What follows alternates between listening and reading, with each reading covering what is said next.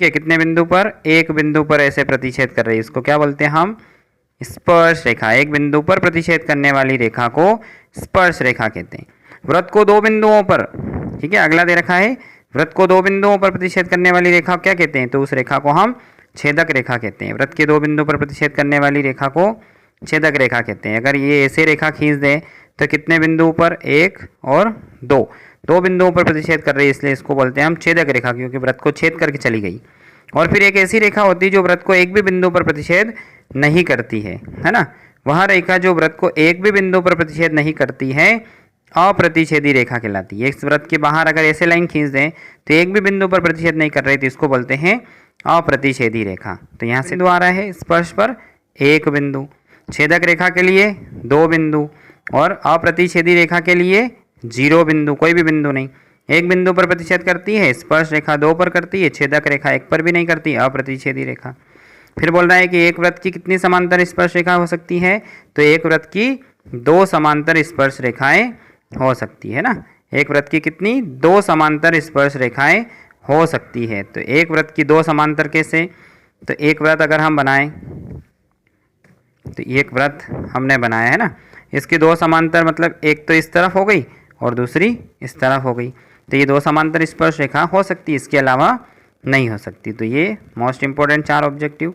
अगले देखते हैं, एक वृत्त पर अनेक स्पर्श रेखाएं हो सकती हैं। तो एक वृत्त अगर हो तो उस पर बहुत सारी स्पर्श रेखा हम खींच सकते हैं, किधर से भी खींचे। जैसे ये वृत्त है तो ये की स्पर्श रेखा हो गई, यहाँ हो गई, यहाँ हो गई, यहाँ हो गई, बहुत सारी स्पर्श रेखाएं हम खींच सकते हैं। ठीक है, फिर है वृत्त तथा स्पर्श रेखा के उभयनिष्ठ बिंदु को कहते हैं।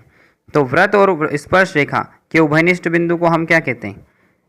तो देखो, वृत्त और स्पर्श रेखा इनके उभयनिष्ठ बिंदु को, तो ये वाला बिंदु क्या कर रहा है? इसको स्पर्श कर रहा है, इस बिंदु को क्या बोलते हैं हम? स्पर्श बिंदु कहते हैं। वृत्त तथा स्पर्श रेखा के उभयनिष्ठ बिंदु को स्पर्श बिंदु कहते हैं। फिर एक वृत्त के एक बिंदु पर केवल एक ही स्पर्श रेखा हो सकती है ना। एक वृत्त के एक बिंदु पर केवल एक ही स्पर्श रेखा हो सकती है। वृत्त की त्रिज्या क्या होती है? स्पर्श रेखा पर लंब होती है। त्रिज्या स्पर्श रेखा पर क्या होती है? लंब। जैसे वृत्त, इसका केंद्र यहाँ पर है स्पर्श रेखा, इससे अगर त्रिज्या को हम मिलाते हैं तो ये इस पर क्या होती है? 90 डिग्री होती है। तो वृत्त की त्रिज्या स्पर्श रेखा पर लंब होती है। ठीक है, फिर अगला है कि वृत्त के केंद्र से जीवा पर डाला गया लंब जीवा को क्या करता है? समद्विभाजित करता है, यानी समान 2 भागों में बांट देता है।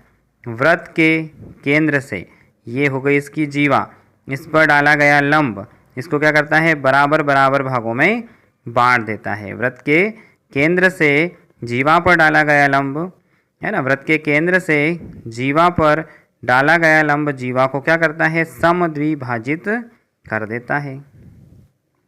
फिर अगला है, वृत्त के बाह्य बिंदु से केवल 2 स्पर्श रेखाएं खींची जा सकती है। एक वृत्त के बाह्य बिंदु से केवल 2 स्पर्श रेखाएं खींची जा सकती है।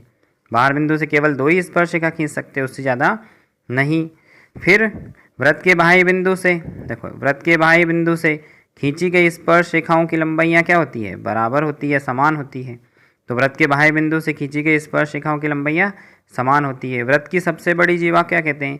वृत्त की सबसे बड़ी जीवा को व्यास कहते हैं। वृत्त की सबसे बड़ी जीवा को व्यास कहते हैं।